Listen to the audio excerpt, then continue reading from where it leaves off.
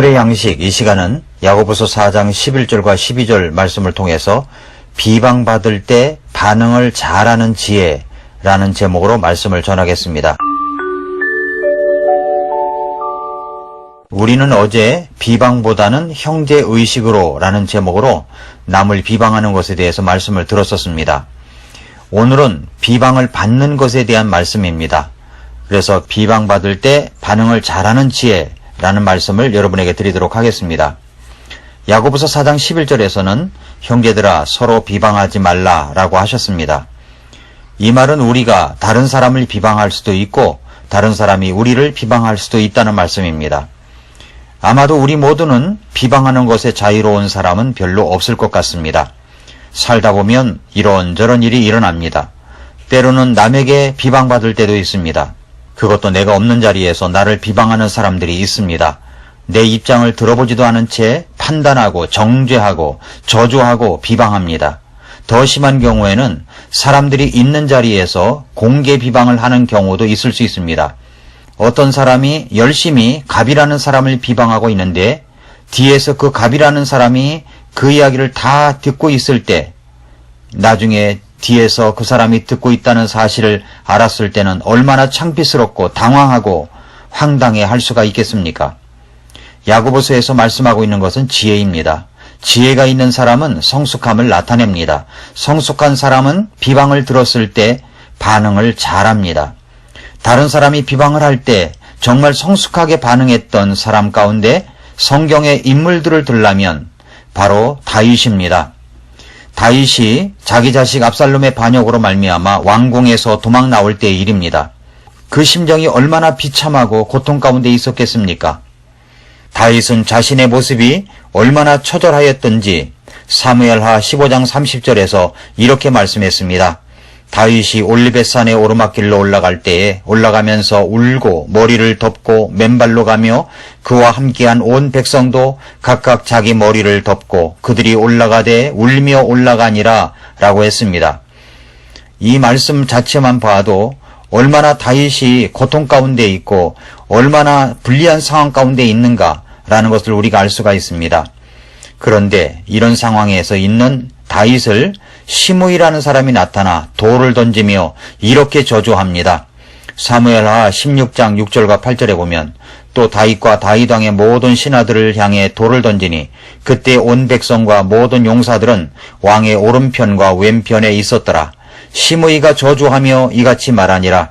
너 피를 흘리는 자여, 너 벨리알의 사람이여, 가거라 가거라. 주께서 사울의 집의 모든 피를 네게로 뒤돌리셨도다. 그를 대신하여 네가 통치하였으나 주께서 왕국을 네 아들 압살롬의 손에 넘겨주셨도다. 보라, 너는 피를 흘리는 자이므로 네 재난 속에 네가 빠졌느니라 하니라 라고 했습니다. 얼마나 기가 막힌 저주여 비방입니까? 다윗이 비록 압살롬의 반역으로 지금 쫓겨나오기는 했지만 그는 왕입니다. 왕의 자리에서 쫓겨난 이 다윗을 향하여 얼마나 큰 저주를 퍼붓고 있습니까? 다윗을 가리켜서 벨리알의 사람이라고 말을 합니다. 벨리알이라고 하는 것은 불량자라는 뜻이 있습니다. 행동이나 성질이 품위도 없고 천한 불량자라는 뜻입니다. 무가치하고 쓸모도 없는 자라는 뜻입니다. 시므이는 다윗이 믿고 있는 하나님의 이름을 불려서 저주를 퍼붓습니다. 다윗의 약점을 빼내 저주와 비방을 퍼붓고 있는 것입니다. 그래도 아직 다윗의 옆에는 칼을 잘 쓰는 부하들이 그를 지키고 있었습니다. 그 부하들이 그 이야기를 듣고 이야기합니다. 각하, 저 죽은 개가 어찌 내 주왕을 저주합니까? 제가 가서 단칼에 목을 베게 해 주십시오. 아비새가 이야기했습니다. 그럴 때 보통 사람 같으면 야, 내가 뭐 꼭 이렇게 하라 저렇게 하라 말을 해야만 하냐? 라고 그렇게 말할 수도 있었을 것입니다. 아마도 그렇게 말한다면 아비새는 단숨에 뛰어가서 그를 죽였을 것입니다. 그런데 다윗이 뭐라고 반응을 합니까? 사무엘하 16장 10절과 12절에 보면 왕이 이르되 너희 스루야의 아들들아 내가 너희와 무슨 상관이 있느냐? 주께서 그에게 다윗을 저주하라 하셨으니 그가 저주하게 하라.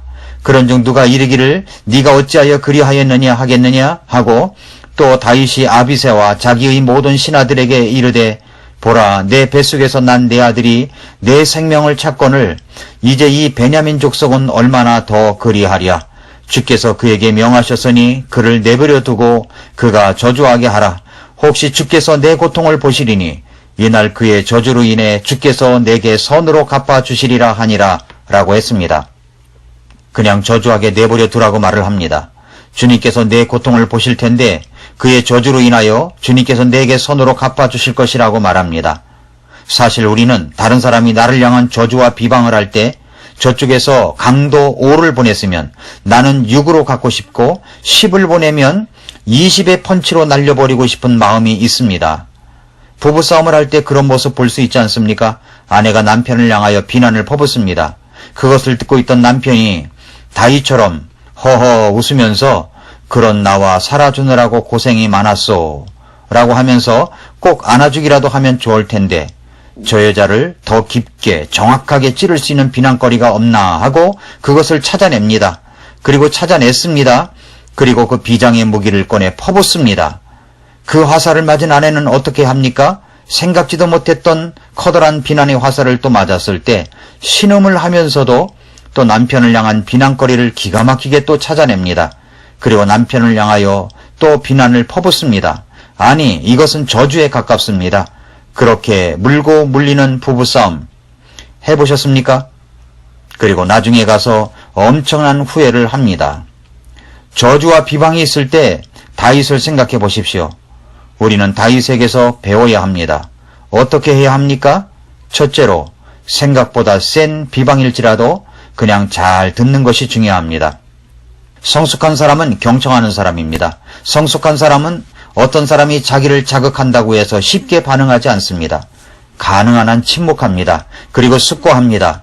충동적이거나 감정적으로 반응하지 않습니다. 고통스러운 비방일지라도 일단 잘 듣는 사람이 성숙한 사람입니다. 둘째로 그 사람이 나를 향한 비방이 어쩌면 하나님의 음성일 수도 있다는 생각을 가져야 합니다. 다윗은 시므이의 저주가 하나님에게서 온 것일 수도 있다고 받아들였습니다. 이것이 다윗의 성숙한 겸손입니다. 이것이 보통 사람과 다윗이 다른 점입니다. 하나님께서 이런 다윗을 귀히 여기시는 것입니다. 남들 탓하지 않고 모든 사건 속에서 자신의 잘못이 있음을 인정하는 것입니다. 셋째로 비방을 자기 자신을 돌아보는 성찰의 기회로 삼는 것입니다. 우리는 다른 사람들이 나를 비방하면 그 비방은 모두 잘못된 것이라고도 생각할 수 있습니다. 그러나 어떤 비방은 맞기는 맞는데 그렇게 말하는 것 그 자체가 내 기분을 상하게 합니다. 그러나 우리가 이것을 알아야 되는 것입니다. 어떤 비방은 그 비방 속에 진실이 담겨져 있다는 사실입니다. 우리가 꼭 들어야 하고 알아야 할 것들이 들어있을 수 있습니다. 그래서 나의 인간관계와 나의 모습을 저분은 저렇게 보고 있구나 하면서 자기 성찰의 기회로 삼는 것입니다. 넷째로 사람들이 그렇게 나를 비방하는 그 이상으로도 할 수도 있는데 그 정도로 그친 것에 감사하는 것입니다. 다윗은 시므이의 저주를 통해서 그렇게 심한 것만은 아니라고 생각한 것 같습니다. 그 사건을 긍정적으로 해석을 하는 것입니다. 다섯째로 비난을 받을 때, 비방을 받을 때 그것을 들고 하나님께 나아가 기도하십시오. 비방을 받을 때 우리는 그 비방을 다 받아들이려다가 헤어나올 수 없는 수렁에 빠질 수 있습니다. 그 비방이 맞을 수도 있지만 그렇지 않을 수도 있습니다. 중요한 것은 그 비방의 내용을 가지고 가만히 있는 것이 아니라 그것을 하나님께 가지고 나아가야 합니다. 다윗도 그렇게 했습니다. 사무엘하 16장 12절에서 혹시 주께서 내 고통을 보시리니 이날 그의 저주로 인해 주께서 내게 선으로 갚아주시리라 하니라 라고 했습니다. 여섯째로 비방한 사람을 품어주는 성숙함을 보이십시오. 다윗이 하나님의 은혜로 다시 회복하여 왕궁으로 돌아오게 되었습니다. 그때 그렇게 저주를 퍼부었던 시므이가 나타나서 용서를 구합니다. 자신이 패역한 일을 저질렀다고 고백합니다. 그러자 옆에 있던 아비새는 그는 반드시 죽여야 한다고 했지만 다윗은 그를 용서합니다. 그를 품습니다. 그리고 그는 사람을 얻습니다. 그렇다고 시므이가 다윗의 사람이 될 수 없다는 것을 다윗은 알고 있었습니다. 시므이가 변화될 것이라고 생각하지도 않았습니다. 다윗이 죽어야 마땅한 그를 용서하고 품은 것은 더 많은 사람을 얻기 위해서 그렇게 한 것입니다. 그것이 바로 사울 왕의 집안 사람들이었습니다. 다윗은 베냐민 집안 사람들의 존경을 얻게 되었습니다. 사랑하는 성도 여러분, 어떤 경우에도 비방을 멈추고 비방받아 마땅할 사람이라고 할지라도 복을 빌어 주십시오. 우리 예수님이 나를 향하여 그렇게 하시지 않았습니까? 마땅히 죽어 심판받을 수밖에 없는 나를 예수님은 사랑으로 품어주셨습니다. 그래서 나 같은 자가 구원을 받은 것입니다. 그뿐만 아니라 우리는 믿는다고 하면서도 얼마나 자주 우리 예수님을 배신을 하는 행위를 합니까? 그럴 때마다 우리는 비방을 받아 마땅한 존재이지만 하나님 앞에 머리를 숙이고 용서를 빌고 자백을 할 때 우리 예수님께서는 우리가 한 번도 그런 적이 없는 사람처럼 또 받아주시는 것입니다. 세상을 아름답게 만드는 길은 사랑으로 사는 것입니다. 베드로전서 3장 8절에서 11절에서 끝으로 너희는 다 한마음이 되어 서로를 동정하며 형제로서 사랑하고 불쌍히 여기며 예의 바르게 행하라. 악을 악으로 욕설을 욕설로 갚지 말고 오히려 그와 반대로 축복하라. 이런 일을 위해 너희가 부르심을 받은 줄 아나니 이것은 너희가 복을 상속받게 하려 함이니라.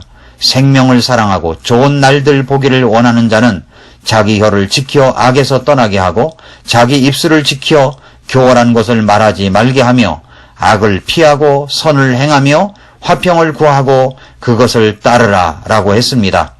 사랑하는 성도 여러분, 서로 동정하십시오. 서로 사랑하십시오. 서로 불쌍히 여기십시오. 그리고 예의 바르게 행하십시오. 악을 악으로 욕설을 욕설로 갚지 마시기 바랍니다. 오히려 그 반대로 축복하시기를 바랍니다. 이런 일을 위하여 우리가 부르심을 받은 것입니다. 그렇게 할 때 우리는 더욱더 성숙한 모습으로 다른 사람에게 나타날 수가 있으며 하나님이 말씀하신 복을 받을 수가 있는 것입니다.